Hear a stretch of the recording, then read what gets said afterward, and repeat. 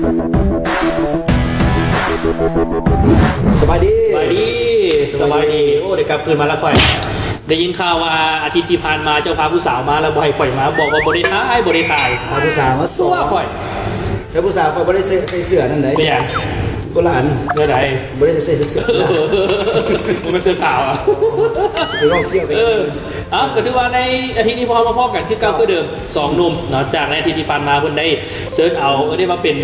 น้องนั้นสาวเกี่ยวกับวงการกีฬาบันเตเขาบอกว่าสิเป็นทั้งสร้างภาพก็ดีผู้อยู่ในวงการกีฬามาสัมภาษณ์เป็นยังไงเบาสู่ฟังได้หนึ่งในบรรยากาศหน่อยนึงก็งามหมดแล้วข่าวจบเลยในหลายทางอย่างที่ซิติชมเนาะในตอนที่ผ่านมาในปีที่ผ่านมาแต่ใน EP นี้บอกเลยว่าการแข่งขันบาเต้บอกว่าสิเป็นลาวลีก1ลาวลีก2ก็คือว่าปิดซาลงไปเป็นทีมของเราทีมแซมพวกเขาเก่าฮู้รางวัลอื่นๆพวกเขาเก่าฮู้จากนักเตะดีเด่นผู้ยิงประตูสูงสุดผู้สาประตูผู้ฟุกดีเด่นผู้ครบถ้วนหมดแล้วแม่นแล้วแต่ว่ายังอีก2รายการต่อไปที่เกิดขึ้นแน่นอาทิตย์ที่จะมาถึงนี้ก็เป็นการแข่งขันบาเต้สตลคอมมานโดครับซึ่งมันจะเป็นการแข่งขันในรอบที่3แม่ละแล้วก็ต่อไปอีกในเดือนหน้าบาเต้ตัวประเทศแน่นซึ่งว่ามีการจับสลากออกมาเป็นเรียบร้อยส่วนแต่ละร้านเดี๋ยวพวกเขาจะให้ติดตามทั้ง Facebook Fanpage และก็เว็บไซต์ของสะพานบัตรตีสลาวกับการเตะบอลทั่วประเทศเฉลิมฉลองวันชาติที่2ธันวาคมรอบ45 ปีเจ้า6 สนามที่จะใช้ในการแข่งขันมีทั้งประเภทยิงประเภทซ้ายเรียกว่าเตะกันเรียนมือเรียนคิวผู้ใดว่างเวลาใดมักฮักผู้ใดอยากเสียแขวงใดแล้วไปชมตามตารางของเขาจะได้แจ้งตื่นแล้วมื้อนี้พวกเราจะมีเสื้อมาแจกแต่ลืมถือมานำโอ้ยน่าเสียดายเอาซะละเงินก่อนเถอะบอกให้เลยแจกไปบอกโอเคแจกเลยเพิ่นบอกว่าจะมีเสื้อของลาวโตโยต้าโอ้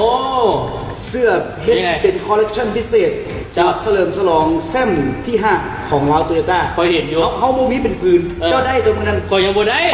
ยังบ่ได้เดือจะสุภาพว่าแม่คอยบ่ทันได้แล้วคอยเห็นคนละแบบ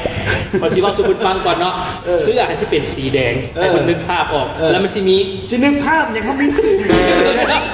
ฝ่ามือที่เป็นบอกเป็นเลข5มาดึงแซม5สมัยแซมที่5แล้วหลายๆท่านบอกว่าอยากได้นี่นะบอกเลยว่าเสื้ออันนี้เนี่ยบ่มีขาเพิ่นเฮ็ดเฉพาะแจกเฉพาะในมือฉลองแซมของเขานั่นแล้วเขาสิให้ได้คืนดีให้ได้คืนโอ้ก็ให้3คืนเลยแค่3ก็3คืนเลยเจ้าแล้วคำถามเดี๋ยวนี้เอาคำถามเดี๋ยวฟังรายการของเขาให้จบเจ้ามีคำถามแล้วก็มีคำตอบอยู่ในตัวของมันสิถามเฉพาะในลาวลีก1เจ้าในลาวลีก1อันที่1คำถามเนาะประตูที่มันยิงได้ทั้งหมดจักประตูที่เกิดขึ้นว่าประตูที่เกิดขึ้นทั้งในฐานะเป็นทีมบ้านทีมหยาดต่างๆรวมมาลดแมนแล้วก็บัตรแดงทั้งหมดในลาวลีกมีจักบัตรคำถามที่2นะบนับบัตรเซิร์นดอกเนี่ยเอาเดี๋ยวบัตรการแข่งขันเหลืองกับแดงมาเท่านั้นแล้วดาวซันโวในลาวลีก1มีผู้ใดเจ้ายิงจากประตูนะมาแถมเนี่ยแถมเนาะแถมนะยิงจากลูกยิงจากหน่วยยิงจากประตูผู้ใดตอบถูกตอบไปในบรรดาเพจในบรรดาYouTube ทับไปคำตอบละ1 คืนเจ้าใช่ขนาดเด้อบ่ให้เลือกมีแต่สำผิดคือผู้ใดถ้าสมมติมาตอบถูกแล้วมาเอาไว้ก็ได้ใช่นั่นแหละแม่นผู้ใดมาก่อนแล้วได้ก่อนเจ้าผู้ใดมาซ่าก็ได้ตามหลังก็บ่มีสิทธิ์เลือกอันนี้พวกเขาจะไปเริ่มที่การแข่งขันนัดชิงชนะเลิศในลีก2คอมมานโดลาวลีก2เนาะถือว่าการแข่งขันเดินทางไปฮอดรอบชิงชนะเลิศเป็นการดวลกันระหว่างทีมจอมประสบการณ์ในลาว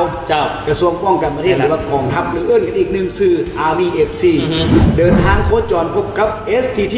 FC ทีมอาจารย์เบิ้ลสวรรค์เทควันโดเจ้าโอ้เจ้าก็ไปใส่เพิ่นเนาะชื่ออะไรเพิ่นบอกมีมวยเนาะสำหรับการแข่งขันนี้เริ่มต้นเกมนี่มันสู่สีกันนะแมนคันชิบอลและกับเกมที่อย่างนักเริ่มต้นเลยนะเพราะว่าจังหวะทั้ง2ทีมนี่นะนักเตะต่างๆประสบการณ์ฝีมือความไวต่างๆมันทันกันเวลาถึงบาลนี่ใกล้กันตลอดสำหรับ11ตัวจริงของทั้ง2ทีมนี่แม่นเอาสุดที่ดีสุดลงสนามแต่เบื้องกองทัพนี่จะเหนือกว่าหน่อยนึงเหนือกว่าบอลใดเหนือกว่าพวกนักเตะก็เจ้านี่เคยเล่นด้วยกันมาหลายปีแล้วก็เคยเล่นในลีกใหญ่ลีกสูงสุดมาหลายปีอีกแล้วก็ประสบการณ์ค่อนข้างเหนือกว่าก็เคยมีนักเตะที่มาเล่นอยู่ในลีกสูงสุดมาแล้วลีกนึงมาแล้วบอกความหมายนะ ส่วนว่า SCT นี่ก็เดินมาพร้อมสมควรแต่ว่าเรื่องการฝึกซ้อมนี่ก็บ่เต็มเป็นเต็มหน่วย ย้อน คือย้อนเนื่องจากว่านักเตะจำนวนหนึงที่เป็นคนนั่นน่ะทั้งแขวงเซกองครับ โอ้ ก็ซ้อมอยู่พุ่น เจ้า วัชสุริจันทร์พระแสวงนิโก้นัทพรนี่ ฮะ ล่าสุดก็ไปเสียจุดโทษให้ปกสแขวงในที่2เลยเตะบานชิง โอ้เขาหมายขึ้นจากเดินทางกลับไปกลับมาหัน สิเตะเมื่อวันเสาร์ ฮะ ขึ้นมาเมื่อวันศุกร์ โอ้ บางเดือนสิเตะเมื่อวันเสาร์มาฮอดวันเสาร์เลย เจ้า ลงรถปุ๊บใส่เกือบลงสนามเลยก็ โอ้ มี ก็เรียกว่าเป็นอุปสรรคในนี่ โอ้ยแน่นอนแหล้ว การฝึกซ้อม แล้วก็พละกำลัง นักเตะพร้อมเป็นพลังส่วนเขาสิเดินทางมาบางเทื่อนอนบนคืนกับบ่ได้เต็มที่ แม่น นอนน้ำรถนะมันสิดี แม่นแล้ว เงินได้แหงสมัยมันบ่ ในครึ่งเวลาที่1นี่เสมอกัน0-0วันนี้เข้าสู่ครึ่งเวลาที่2ประมาณนาทีที่70ปลายนี่แหละ เจ้า กองทัพมาได้จุดโทษ แล้วก็เป็นสีสวัสดิ์ดาละวงยิงด้วยอีไส้ธรรมชาติ เจ้า เข้าประตูไป หลังจากนั้นมาเนี่ยเสียประตูแล้วอาจารย์เมืองสวรรค์นั่งตังบ่ได้เลย ร้อยยืนนู่นแหละ ก็เจ้าลักตังขึ้นไป คนอยากสร้างหลัก ดัน เรา ลูกทีมขึ้น ดันลูกทีมขึ้นแล้ววันนี้ดันขึ้นหลายแล้วกองหลังก็เลยหัว ฮะ ลุดมาก็เป็นความผิดพลาดของกองหลังของนาเอซิตี้ก็ว่าได้ ครับ ให้โจดี้เป็นนักเตะที่ว่าลงมาเล่นในสำรองเนาะลงสำรองลงมาแล้วก็ อือฮึ ลุดเดียวเข้าไปแล้วก็ยิงประตูเข้าไป ครับ เฮ็ดให้เอาชนะได้สวยงาม2ประตูต่อ0ว่าแซมการแข่งขันในรายการลาวลีก2ไป ครับ ส่วนมาคู่ซิงที่3เนี่ยบัดนี้ คู่ซีที่สามมีกระมันว่าน้อยเช่นเดียวกัน อืม แต่ว่าบนเรื่องของเกมหันทางด้านเบื้องของเมืองหานนี่เฮ็ดได้ดีกว่า อืม โดยเฉพาะเป็นสามารถขึ้นน้ำไปก่อนถึง3ประตูนะ เออ สามประตูที่จากกันยิงของทั้งกีตาร์ศรีสวัสดิ์เนาะอาคมทรณิน และก็รวมทั้งสงกรารสีจันทบงศ์ กองหลัง เรียกว่ากองหลังขึ้นมา หัว เอา ต่ำ งอตีบาน อืม เฮ็ดให้ทั้งเมืองของเมืองหานนี่นะนำอยู่3ประตูต่อ0ขึ้นมาสบาย อืม แต่ว่าด้วยพละกำลังจิตใจของนักเตะ KPS นั้นบุญยอม เจ้า เลยได้ว่ายังพยายามบุกถึงว่าเวลาสีเหลืองไรก็ตาม อืม มาได้คืน2ประตูได้เกือบเลย มาได้ประตูในนาทีที่81เลยกับ90บวก4จากการยิงของคำล่าวงคำแดง อืม ถ้ามีเวลาอีกประมาณอีก5นาทีคุณว่ามีโอกาสเสมอได้ อืม เพราะว่าในคู่ของคู่ซิงชนะเลิศก็ยังรุ่นอยู่ว่าที่นาทีที่79จึงมามีประตูทำอิฐขนาด อืม ก็ขึ้นอยู่ว่าสีจบเสมอแล้วได้ดวลจุดโทษกันบ่ยังขึ้นอยู่ในใจอยู่อ่า สุดท้ายมันก็เป็นการคว้าไซของทางสโมสรกองทัพ เจ้า ทำขันรางวัลและก็พร้อมด้วยเงินรางวัลหลังจากจบเกม อือฮึ มันก็มีพิธีมอบรางวัลให้เกียรติเข้าร่วมในการมอบรางวัลกับมีทานพี่เป็ดเสียจากประธานสภาบานเตงสัตว์ลาวและก็มีทานนางกัญญาแก้วมณีเลขาธิการสภาบานเตงสัตว์ลาวสรุปการแข่งขันบานเตงคอมมานโดลาวลีก2ชนะเลิศกองทัพ เจ้า รับเงินรางวัลไป30ล้านพร้อมเหรียญชนะเลิศและก็ขันรางวัล อือฮึ อันดับที่ 2 เป็น STT FC รับเงินรางวัลไป20ล้าน เจ้า อันดับที่ 3 เมืองหาดยูไนเต็ดรับเงินรางวัลไป10ล้านแล้วสรุป เจ้า ดาวซันโวเนี่ยมาดิ นักเตะผู้ยิงประตูสูงสุดก็เป็นทางเบื้องของ สุริจันทร์ พระแสวง ซัดไป17ลูก เจ้า แล้วก็นักเตะดีเด่นกับ นักเตะดีเด่นก็เป็นเพิ่น มาเข้าสุริจันทร์รับไป2รางวัล แมนเจ้า ครูฝึกดีเด่นได้แก่เวียงสวรรค์สัญญบูรณ์ครูฝึกของกองทัพ เจ้าทีมแช ส่ว ม น ป์ ว่าแม่นาส่วนประตูดีเด่นเป็นแก้วอุดรสุวรรณสังโซ อือฮึ รับรางวัลนี้ไป เจ้าคือเป็น4รางวัลนี่ก็เป็นมาจาก2ทีมที่เขาชิงชนะเลิศ ถูกต้อง ที่ได้ไปบอลสันซะ เจ้า แล้วก็ปิดไปสำหรับการแข่งขันบาเต้ลาวลีกหนึ่งสำหรับในปีนี้ อืม ต้องเบิ่งโดยเฉพาะเป็นทีมที่สิได้เลื่อนสั้นขึ้นไปเล่นในลาวลีกหนึ่งนี่แหละ เจ้า ถ้าเบื้องของกองทัพนี่สิว่าได้ใดเพราะว่าในปีที่ผ่านมาเพิ่งจะจบไปแล้วเด้ กองทัพธรรมดา เออ ขึ้นก เจ้า องทัพก็ขึ้นนี่ตกมาหา SCT เลย แต่ก็ต้องเบิ่งว่าความพร้อมของแต่ละทีมว่า เจ้า ทีมไหนที่สามารถขึ้นไปได้เหมือนกันในปีที่ผ่านมาก็เป็นเวียงจันทร์อีพีบอกที่ แม่น ที่มีความสามารถที่จะขึ้นไปได้ ได้แล้ว อืม บัดนี้มาเบิ่งการแข่งขันบาเต้ลีกสูงสุดในบ้านเฮา เจ้า ซี่ลาวลีกหนึ่ง อือฮึ ถือว่าเดินทางมาฮอดนัดสุดท้ายพวกเขาจะไปโฟกัสใส่กูลาวโตโยต้ากับปปสเนาะ กูทรงท้ายกันเลย ในรอบขาไปนี่ลาวโตโยต้าชนะมา 4-0 เจ้า ขาดรอยเลย อือฮึ นัดนี้นัดสุดท้ายต้องชนะสำหรับลาวโตโยต้าเพราะว่าต้องย้อขันแซม เจ้า ให้สมบูรณ์แบบที่สุด อ่า แต่ว่าออกต้นเกมมาห้วยกี้ดาววอนส่วนนี้ เจ้า ยิงใส่ลาวโตโยต้าก่อนนะ เป็นจุดโทษ ยิงจุดโทษ ก็ได้ว่าคมไว้ของกีดาวอนในระยะต้นเกมมื้อนั้นนี่บอกเลยว่าสร้างความรำคาญใจกับกองหลัง อืม เราโตโยต้าได้หลายคือจังหวะแบบพวกหูแลนน้ำแบบ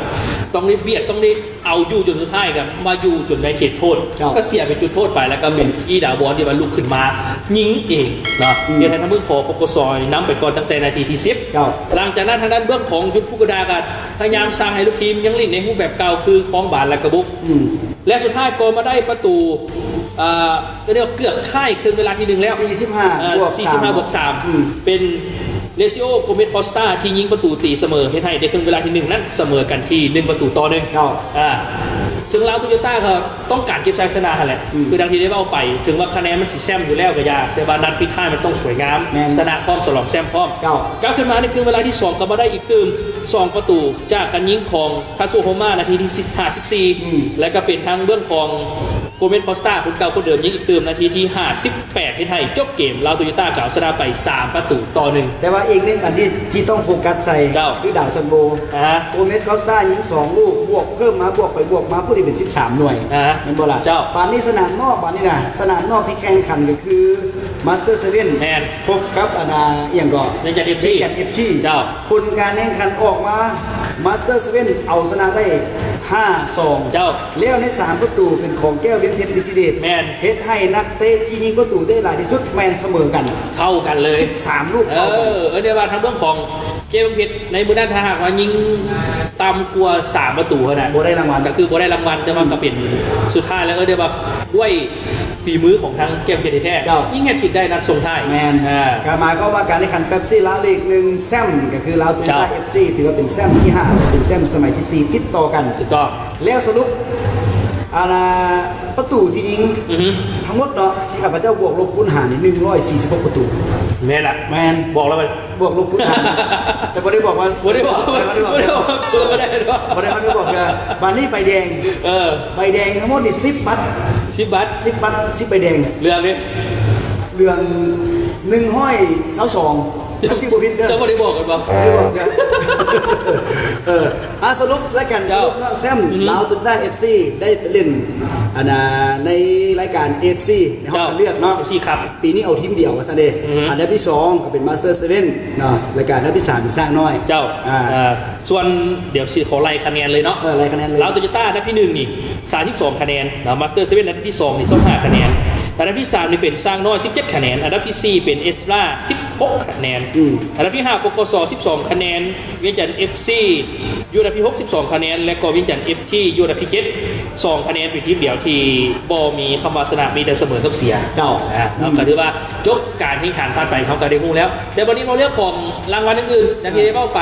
ผู้ยิงประตูสูงสุด2 คนก็เป็นอะไรเมื่อของแก้วเพชรกับเรียวโคเมนคอสตานักเตะดีเด่นเป็นแก้วเพชรลิทิเดชผู้ฝึกดีเด่นเป็นจุนฟุกุดะประตูดีเด่น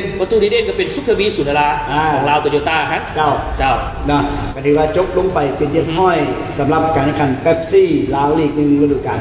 2020เจ้าวันนี้พวกเขาสิมีโดยเฉพาะเป็นการก็เรียกว่าเลือกเอาแบบนี้ก็เรียกว่าทีมประจำฤดูกาลแข่งขันของลาวลีก1และลาวลีก2ทีมประจำฤดูกาลของการแข่งขันก็คือนักเตะที่มีผลงานดีจัดเซตแต่ละตำแหน่งว่าแม่นไผจะอยู่ตำแหน่งใดแม่นไผจะติดทีม11 คนหันแม่นแล้วก็ออกมาโดยเฉพาะเป็นทางด้านลาวลีก1เนาะทางด้านเรื่องของผู้ฝึกก็เป็นจุนฟุกุดะเป็นแน่นอนอยู่แล้วผู้สาประตูเป็นซุปทวีจากลาวโตโยต้าหลังคู่สุดนี่เป็นทางด้านของบัมบ้ากับซูยะจากลาวโตโยต้าเลยแล้วก็เป็นสมสวัสดิ์แบ็คขวาแบ็คซ้ายนี่เป็นบุญทวีจากมาสเตอร์เซเว่นส่วนกองกลางนี่มีกี้ดาวอนจากปกสซ้ายสุดอนุสรณ์กับแก้มเพชรยืนคู่กลางและมีเกียงทวีซักเป็นปีกขวาส่วนหน้าตามก็เป็นลิโอโกเมสคอสตาส่วนของหน้าตัวเป้าเนี่ยเป็นทักคุมุอันนี้เป็นทีมประจำฤดูกาลของทั้งลาวลีก1ส่วนลาวลีก2คู่ฝึกเป็นทั้งอาจารย์เวียงสวรรค์ไซยบุญผู้สาประตูนี่เป็นแก้วอุดรคู่ล่างนี้เป็นสุวรรณหงษ์จาก KPS และก็สมภวันจากปกสแบ็คขวานี่เป็นสุสนะเขาไว้จากกองทัพเนาะแบ็คขวานี่เป็นสุสนะจากกองทัพและก็มีแสงวิไลเป็นแบ็คซ้ายจากเมืองท่าคู่กองกลางนี่เป็นเกียงคำจากกองทัพแล้วก็ต้นจักริดจาก ACT ส่วนปีกขวาเนี่ยเป็นนิโก้จาก ACT และปีกซ้ายเนี่ยเป็นศรีสวัสดิ์จากกองทัพคู่กองหน้าเป็นสุริจันทร์พัสแวงจาก ACT และก็ตีเสียราชจากกองทัพนั่นเป็นคู่กองหน้าถือว่าเป็นการจัดที่ผู้เล่นที่แต่ละตำแหน่งของลีก1และลีก2นักเตะที่ดาวเด่นของแต่ละทีมเนี่ยเพิ่นเอามาคัดเลือกเบิ่งผู้ใดฟอร์มเด่นที่สุดแล้วเอามาติดในทีมสุดดีว่าจังๆทั้งหมดก็ถือว่าเป็นการสรุปการแข่งขันบานเตะทั้ง2ลีก1และลีก2แต่ว่าในท้ายอาทิตย์นี้อีก1รายการที่จะเกิดขึ้นในรายการสตลคอมมานโดครับซึ่งถือว่าเดินทางมาฮอดรอบที่3ของการแข่งขันเนาะขอแจ้งตารางการแข่งขันเลยแล้วกัน สร้างน้อยจะพบกับปกสจะเตะกันในมื้อวันที่17ก็คือมื้อวันเสาร์ที่จะมาถึงนี้อยู่ที่สนามกีฬาแห่งชาติลักษณะส่วนคู่ที่2เอสราจะพบกับลาวท็อปเนาะถือว่าลาวท็อปจับสลากผ่านเข้ามายืนท่าในรอบนี้แต่ก็พอเวียงนัดโบเอ็นสลาเป็นสลาก โอ้ส่วนว่าอีกหนึ่งสายจะแข่งขันในมื้อวันที่18ถึงมื้อวันอาทิตย์SBT 941จะพบกับเมืองหาดเนาะซึ่งจะเตะกันที่สนามกีฬาแห่งชาติลักษณะสนามด้านนอกส่วนว่าคู่บิ๊กแมตช์ประจำอาทิตย์มาสเตอร์เซเว่นกับลาวโตโยต้าเจ้า เป็นทีมจากลาวลีกหนึ่งมาพ่อกันนี่2คู่ลาวลีก2พ่อกันอยู่1คู่และลาวลีก1และลีก2พ่อกันอยู่1คู่ก็เรียกว่าครบทุกรสชาติบ่ได้มีแต่เฉพาะลาวลีก1มาพ่อกันเองในรอบนี้ทีมจากลาวลีก2ก็สามารถผ่านเข้ามาได้แมนคู่ที่เฮาสิเบิ่งว่ามันแดนี่ก็เกือบว่าทุกคู่อย่าว่าทุกคู่แล้วแต่ว่าคู่ของอิสราเอลเรียกนี่นักใจเททั้งเรื่องของลาวดอกเด้อประมาทบ่ได้นะประมาทบ่ได้แต่ว่ากับเบิ่งพลังหนุ่มของของอิสราเนาะสิเป็นอะไร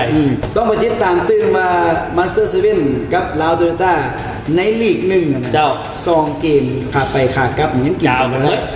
มาเบิ่งว่าตัวนี้ต้องตัดเสือกอันนี้ก็จ้าวบ่ได้เพราะลักษณะเพราะว่าถ้าเสมอก็คือเตะจุดโทษถูกต้องอันนี้ก็เป็นตารางการแข่งขันบานเต้รายการพิเศษเนาะที่จะเกิดขึ้นในไทยทีนี้หากว่าเข้าไปในรอบ4ทีมแมนจะไปทำการแข่งขันกันในมื้อ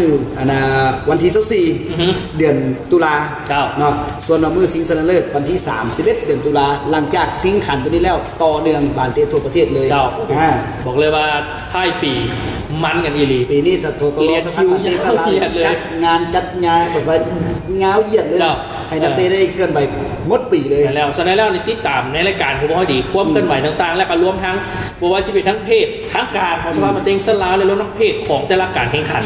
สามารถเข้าไปเบิ่งได้อยู่ในตัวรวมก็คือเป็นเพจของสภาพบานเต้สลาเลยเนาะเขียนว่าลาวฟุตบอลเฟเดเรชั่นหรือว่าจะเป็นสภาพบานเต้สลาก็ได้และก็รวมทั้งในรายการของพวกเขาบอกว่าสิเป็นการเบิ่งทั้ง Facebook YouTube ก็ดีและโดยเฉพาะเป็นผู้ใดที่ว่าเกี่ยมรุ่นเสื้อนี่นะเฮ็ดจังได๋วะนี่บอกเลยว่า1คือตอบคำถามตอบ1ตอบไวอะไรยังบ่พอต้องไปกดไลค์กดแชร์รายการพวกเขาใน EP ที่พวกเขาแจ้งก่อนนี่โดยเฉพาะคือตั้งคำถามไปไว้ที่3ตัว3เสือเนาะถ้าว่าผู้ใดตอบถูกก็คือต้องไปแชร์ก่อนแชร์แล้วจะค่อยตอบกลับมาแล้วจะคันถามว่าตอบถูกเอารางวัลไปคำถามที่ว่าไปก็คืออย่างก่อนในปีนี้มีประตูเกิดขึ้นเท่าไหร่ก่อนจากประตูอันที่2มานักเตะดีเด่นดาวซันโมนะแม่นผู้ใดยิงจากประตูอันที่3แม่นใบเหลืองใบแดงจักบัตรเกิดจากบัตรผู้ใดตอบถูกที่เมื่อกี้นี่ขับพระเจ้าเล่าไปนี่ตอบถูกแล้วก็แชร์ไปพร้อมแล้วพวกเขาจะเอาผู้ที่เอาตอบถูกตอบไป3คนทับเสืออยากให้เขาไปพร้อมกับกดแชร์กดส่งต่อให้หมู่เบิ่งนำรายการดีๆอย่าสิไปห่วงเบิ่งผู้เดียวแน่นเอาท่านผู้ชมหมดเวลาแล้วสำหรับรายการของพวกเขาเนาะเอาเป็นว่าลาวลีกจบลงแต่พวกเขาต้องตามต่อเกี่ยวกับเรื่องรายการอีก2รายการที่จะเกิดขึ้นเนาะมาให้กำลังใจมาลุ้นกันแล้วก็มาเชียร์กันแล้วก็ติดตามรายการพวกเขาเติมในสิ่งนี้ของแจกของแถมเติมอีกหลายบอกเลยว่าติดตามรายการของเขาบ่มีผิดพลาดบ่มีผิดบังได้เบิ่งข้อมูลเรื่องกีฬาอะไรยังมีโซ่ได้แจกได้ถึงนะครับเสือรางวัลหลายอย่างขอบใจท่านผู้ชมทุกท่านติดตามรับชมรายการของพวกเขาเนาะต้องขอบใจทั้งสภาบานเตสลาวเทการอุปถัมภ์และก็ซัพพอร์ตเรื่องข้อมูลต่างๆให้กับพวกเขาได้นำสิ่งดีๆให้กับทุกท่านได้เบิ่งน้ำกันและไม่ได้ขอบใจทั้งโค้ชซีเลเซ่นมีแฟนคลับมาติดตามการถ่ายทำรายการบอกมาดีนะขอบใจทุกท่านเนาะพบกันใหม่ในโอกาสต่อไปสำหรับในมื้อนี้พวกเขา2คนต้องลากันไปก่อนสบายดี